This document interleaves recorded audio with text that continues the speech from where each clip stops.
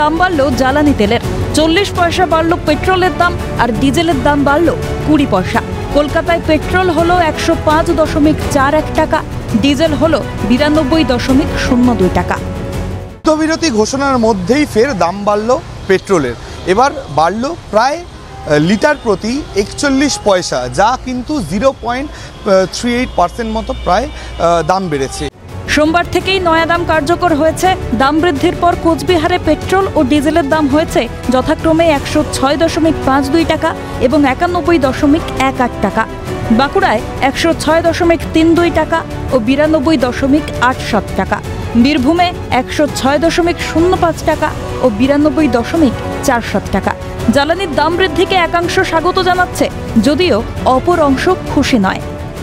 কিছু বলার মতন নেই, প্রত্যেকবার তো হর সময় তো দাম বেড়ে যাচ্ছে, কী করবো তার নিয়ে? এটা তো কিছু করার নেই, আমাদের হাতে তো নেই, এটা তো গভর্নমেন্টের হাতে আছে। গভর্নমেন্ট যা চাইছে তা করছে। 100%। তার আগেও তো দাম বেড়েছিল কিছুদিন আগে। এটা তো প্রত্যেকবারই সেরকম হচ্ছে, শুধু একটা বাহানা চাইছে গভর্নমেন্ট। এটা হলো এই জন্যই দাম বাড়িয়ে দিলাম।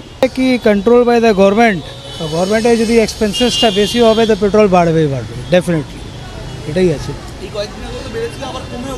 হ্যাঁ, তো ইকোনমি আছে, ইকোনমির উপরে সব চলে। এক্সপেন্সটা যখন যুদ্ধ হয়, expenses of the country is always more, তো that is the reason they may increase the price, can't help it. না, বিরুদ্ধে না, it is due to the economy of the country.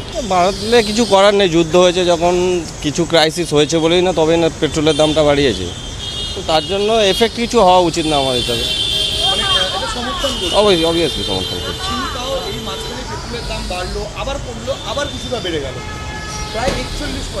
ওইটা স্যাক্রিফাইস কিছু করতে হবে দেশের জন্য, কিছু অনেক অসুবিধা আছে।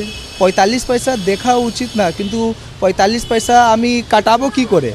আমার ওর জায়গা আমার 1 টাকা লেগে যাচ্ছে। তাহলে ভাবুন কি, একটু যদি 45 টাকা বেড়েছে পেট্রোলে, তাহলে আমাকে 1 টাকা পেমেন্ট করতে হচ্ছে, কিন্তু 1 টাকা দেবো, তাহলে আমাকে 55 পয়সা রিটার্ন দেবে না, তাহলে আর টাকাটা বেড়ে যাচ্ছে। এটা হলো স্কিম পেট্রোলের জন্য। যারা ক্রেতা তাদেরও একটু মনে হবে যেন চাপ, আবার একটু দাম বাড়লো, আমাদেরও মনে হবে একটু আর্থিক ইনভেস্টমেন্টটা বাড়লো। তো আমাদের ওই প্রয়াসটা চলবে যে আমাদের ডিলার কমিশনটা যদি আরেকটুখানি বাড়ানো যায়, তাহলে আমরা ঠিকমতো কাজটা কন্টিনিউ করতে পারবো।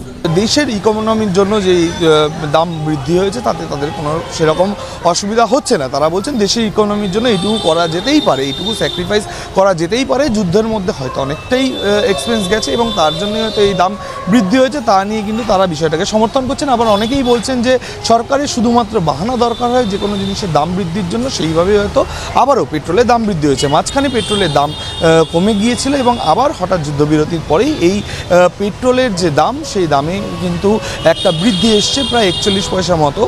সেই বৃদ্ধি নিয়ে আমরা কথা বলছিলাম তাদের সাথে এবং তারা জানিয়েছেন এই বিষয় নিয়ে।